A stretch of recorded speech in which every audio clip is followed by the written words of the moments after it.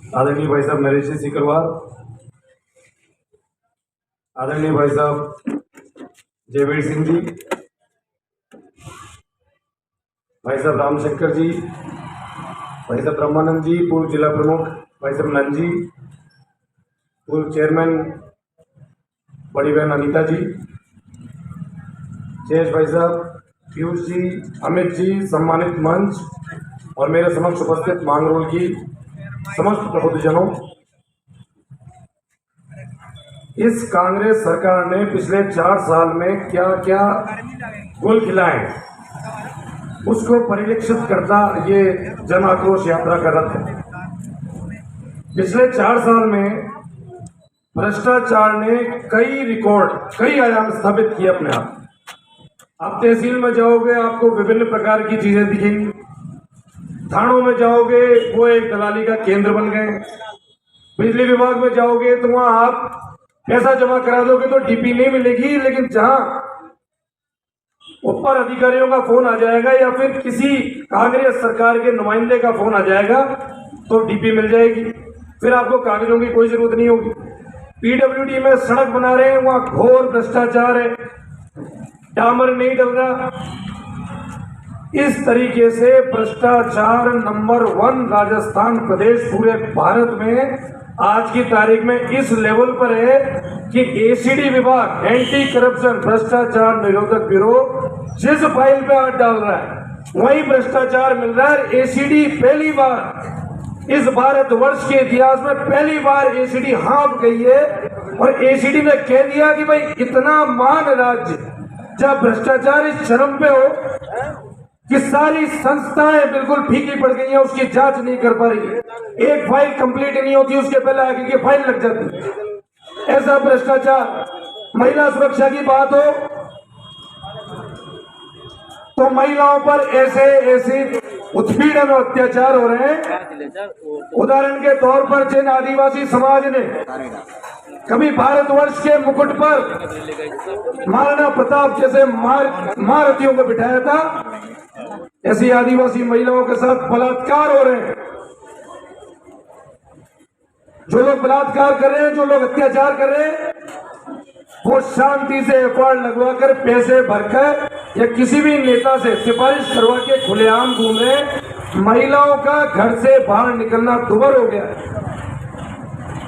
ऐसे लोग, ये कांग्रेस सरकार पिछले 2 साल से कभी 5 स्टार होटलों में चक्कर काट रही है। अपनी सरकार बचाने के लिए मंत्री जी प्रत्येक विधायक को इतने 5 स्टार होटलों में चक्कर कटा रहे हैं कि उनको उनका कार्यकाल हनीमून पीरियड ही नजर आ रहा है। किसी ने कोई भी विधायक काम करने के लिए, कोई भी मंत्री काम करने के लिए कोई आतुर ही नहीं दिख रहा। हम सुनते हैं कभी राजस्व मंत्री रामलाल जाट किसी हनी ट्रैप में फंस जाते हैं, तो कभी कोई साले मोहम्मद सीडी कांड में फंस जाते हैं। कुछ न कुछ ऐसा चल रहा है और इसके पीछे सर्वप्रथम है, अगर आपने देखा हो कांग्रेस की घोषणा पत्र में, कि कांग्रेस घोषणा पत्र में जवाबदेही कानून को मुख्य रूप से इंगित किया गया। जब आएगी हमारी सरकार तो हम जवाबदेही कानून लाएंगे, उससे अफसरशाही पर लगाम कसेगी। आज की स्थिति यह है, वो तो अभी महेश जोशी और बूढ़ा साहब की लड़ाई झगड़े हुए तो उसमें कलई खुल गई। मंत्री जी कह रहे हैं कि हम किससे गुहार करें, अफसरों पर हम कुछ हमारी बनती ही नहीं। अफसर बेलगाम हो रहे हैं। आप कितनी निवेदन करो, अपने काम के लिए कितने भी जायज तरीके से जाओ, अफसर पर किसी की कोई लगाम नहीं है। मंत्री बिल्कुल बिना पहनने के लोटे हो चुके हैं। आप किसी भी विभाग के मंत्रालय में आपका कहीं भी काम पड़ जाए, आपको सब जगह निराशा ही हाथ लगेगी। लेकिन धीरे धीरे ऐसी स्थिति आ गई है, जो 12 जिला कभी कांग्रेस पार्टी में भी सुचिता की निशानी माना जाता था, जहां कांग्रेस पार्टी में भी शिव नारायण जी नागड़ जैसे सादगी और सरलता पूर्ण नेता हुआ करते थे, आज 12 जिला एक दलाली की भेंट चलकर और एक व्यापारी के चरणों में पड़ा है, जिसमें कांग्रेस पार्टी पूरी की पूरी बाया महल में गिरवी रखी हुई है। आप आश्चर्य करें, कहीं कोई बेशर्मी की सीमा नहीं है। अगर बजरी पर आपने कोई आक्षेप उठा दिया, आपको मीडिया वाले कवर नहीं करेंगे। बजरी पर आपने बोला रेती भाटा चंद, हमें कहने की जरूरत ही नहीं पड़ रही।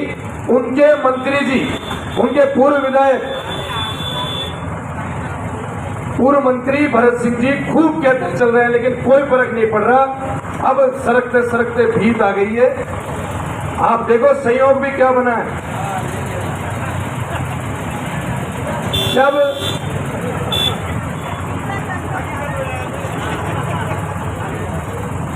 चलो बजरी की उम्र भी बहुत लंबी है साहब।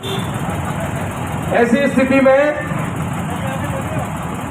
जहां आपने फोटो देखे होंगे, जब गौ माता यहाँ लंपी वायरस के कारण तड़प तड़प कर मर रही थी ना, तब मंत्री जी दंपति सपत्नी जर्मनी में सोटियां खा रहे थे, अगर आपने फोटो देखे हो। या गायों पर वैक्सीन के लिए विपक्ष कहता चल गया। भारतीय जनता पार्टी ने बहुत प्रश्न उठाया, विधानसभा में उठाया कि भाई लंपी वायरस के लिए कोई वैक्सीन तो लगाओ, कोई वैक्सीन की वो करो व्यवस्था। पर गौपालन मंत्री जी को एक अलग प्रकार के माहौल की आदत पड़ चुकी थी।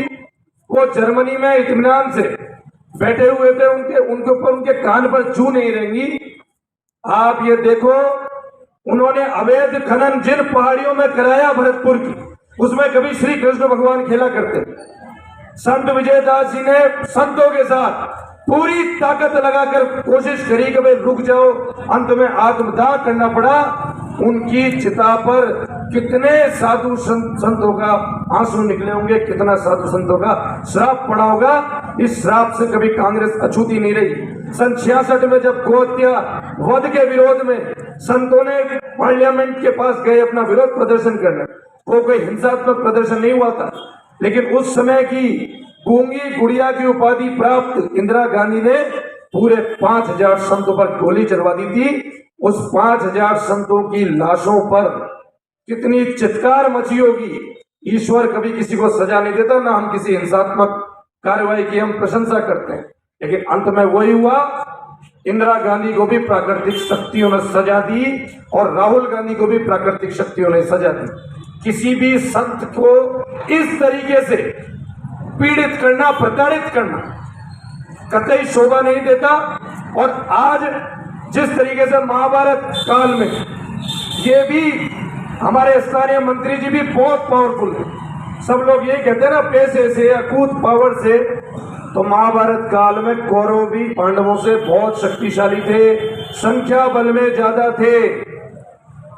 आप देखो, जब विनाश आया, जब समय आया ना, तो 5 पांडवों ने उस पूरे कौरव वंश का नाश कर दिया। ये मैं तब की बात बता रहा हूं। आज कलयुग में परिभाषा वही है, पात्र बदल गए हैं।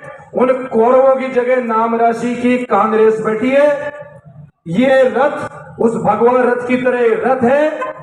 यहाँ हमारे सारथी, जहाँ श्री कृष्ण भगवान थे, हमारे सारथी प्रधानमंत्री मोदी हैं, और धनुर्धर अर्जुन की जगह मेरा भारतीय जनता पार्टी का एक एक कार्यकर्ता बैठा है, जो अपने तीक्ष्ण बाणों की गर्जना करने से ये जन आक्रोश यात्रा इस कांग्रेस पार्टी की शव यात्रा में तब्दील होगी। बस हम इतना चाहते हैं कि इस एक साल हम अपनी पॉजिटिव बात करें। लोग हमें भ्रामक प्रचार फैलाएंगे, लोग ये फैलाएंगे ये बिक गए, वो बिक गए। भारतीय जनता पार्टी का इतिहास बिकने का नहीं है। ये गोरी संस्कृति है, जो गोरी संस्कृति कांग्रेस में आई है।